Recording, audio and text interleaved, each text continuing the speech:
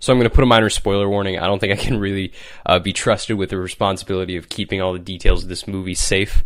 So if you're looking to go completely blind, then probably just go watch the movie. Otherwise, probably won't spoil too much, but probably going to let some things slip. So I actually really like Solo. I went in with pretty low expectations. The movie switched directors like halfway through production. Originally, it was going to be directed by Chris Lord and Phil Miller, but then they got Ron Howard, who I initially only knew as the narrator from Arrested Development. I thought it was initially kind of weird that they would hire a narrator as a director, and I think that decision really confused me until I looked up who he was and realized that he was actually an Oscar-winning director. So I get it. It all makes sense now, and boy, was I wrong. Usually movies that go through that much production trouble, for instance, like Star Wars Rogue One, had like 2 different directors, I think, except that was like way later in the production process. That was sort of a messy movie, and you had like stuff going on that didn't really make that much sense. Characters felt inconsistent. Jyn Erso is like, her arc doesn't really make that much sense.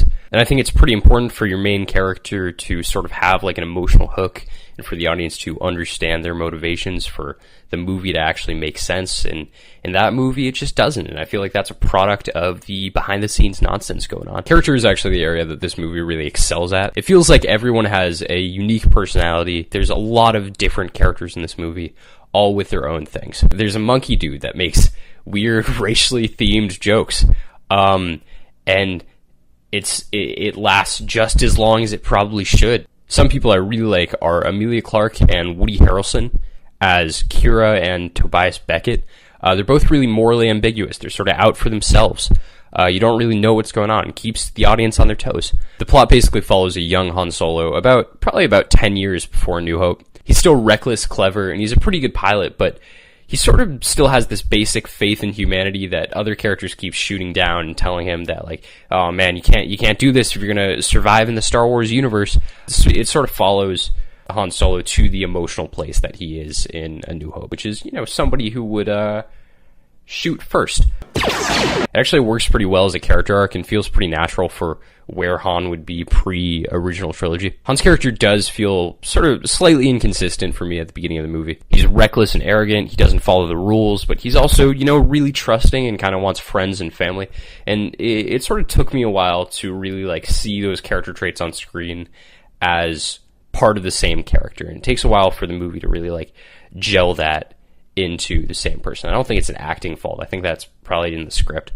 But it does feel like those are 2 separate characters, and it definitely takes a while, at least in my head, for those 2, that contradiction within the character to sort of be more like real and not just a contradiction. Alden Ehrenreich, which I've been trying to correctly pronounce for over a year now, does a pretty good job as Han Solo, actually. I feel like I sort of underestimated him at first. I kind of was like, oh, I guess bringing a dude named Alden Ehrenreich in to play Han Solo, that's a funny name. That'll probably not turn out so well. But he does a good job, and he feels like Han Solo. He feels like how like a younger version of Harrison Ford in the original trilogy. I'm continually impressed with Donald Glover. I feel like every time I see him in a new thing, it feels new. It doesn't feel like he's playing Donald Glover. It doesn't feel like he's being himself. Despite being such a big name, he like sort of maintains this different presence in all the things he's in. He feels different in Community. He feels different in Atlanta. He feels different in this as Lando. The composition of a lot of shots in this movie is pretty good. There's a lot of cool shots of the Millennium Falcon like flying over planets. You get a lot of cool choreography. This movie doesn't really have the Force and lightsabers, so it focuses more on like how regular people fight. That feels like an area that kind of been unexplored besides Rogue One, and I feel like this movie did it better than Rogue One, just kind of in the action department.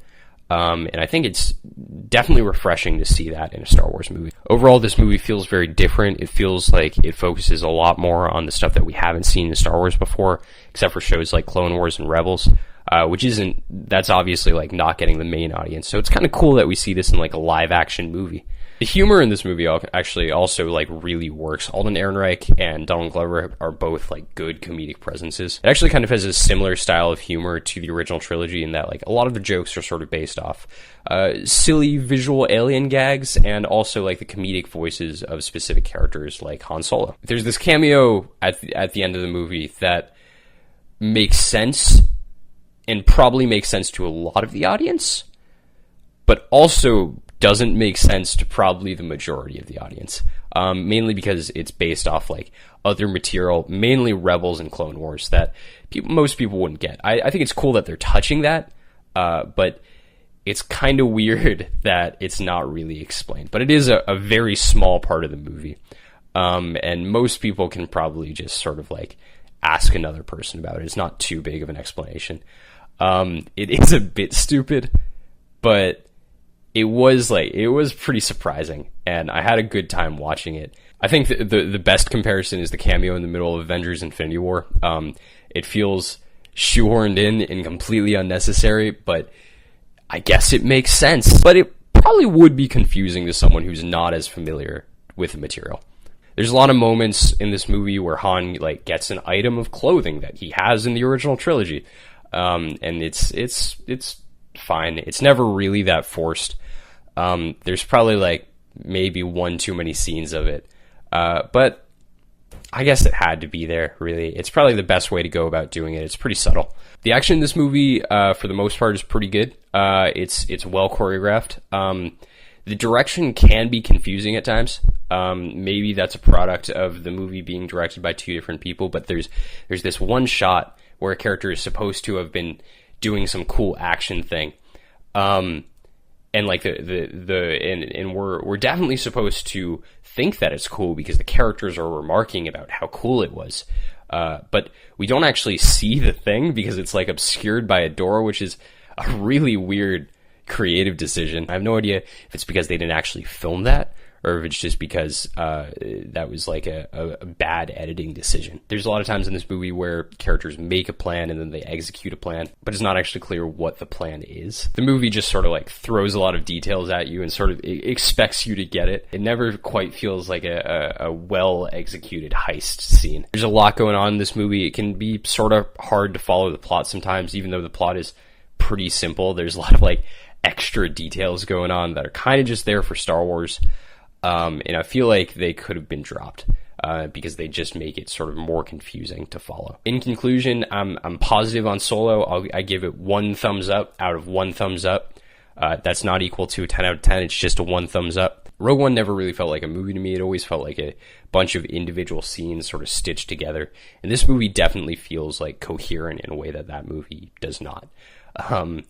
And I think that's because of the way the characters interact and the changes that they go through. Specifically, like Han's arc works pretty well. This movie really nails the character stuff, and for me, I think that's what matters the most. That's how I get attached to things. That's how I think most people get attached to things. The movie even has like a pretty consistent theme of loyalty, trust, betrayal, and even has like a message about that sort of comes from a different viewpoint that you don't usually see in this type of movie. Which I think fits Han Solo as a character. Everything around that can be like a bit rough at times, but the core emotional character arc stuff works. After Last Jedi, it feels like Star Wars is going in new directions, and I think Solo cements that, despite the main characters being familiar. That's pretty much all I have to say. Thanks for watching, guys. Hope you enjoyed this. There's like the review thing is like new for this channel. I usually do like video essay stuff, but that takes a lot more time, and I'm a student, so it's pretty hard to get those out pretty quickly. So. And these are like a lot easier to sort of like just write down my thoughts and like produce and edit or whatever. So you might be seeing more of these. I think I like how this one turned out. So hopefully you're gonna be seeing more of these. And I will see you guys next time.